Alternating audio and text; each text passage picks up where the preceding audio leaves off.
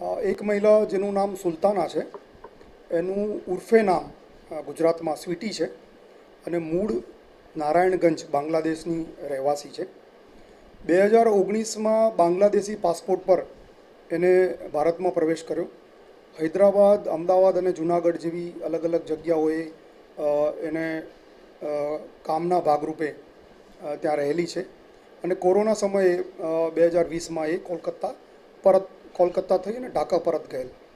2022માં ફરીથી એણે ગેરકાયદેસર રીતે બાંગ્લાદેશની બોર્ડર ક્રોસ કરી અને કોલકાતા આવેલી અને કોલકાતાથી અમદાવાદ, જૂનાગઢ અને પાટણમાં વિવિધ કામ અર્થે આવેલી, જેને પોલીસે શકના આધારે બોલાવીને પૂછપરછ કરતા એની પાસેથી આધાર કાર્ડ મળેલું છે જે સુરતમાં એણે બનાવેલું છે.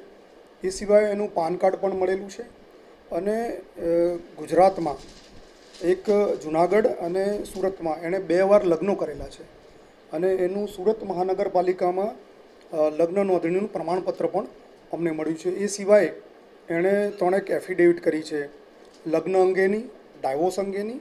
એ પ્રકારની 3 એફિડેવિટ પણ અમને એની પાસેથી મળી છે.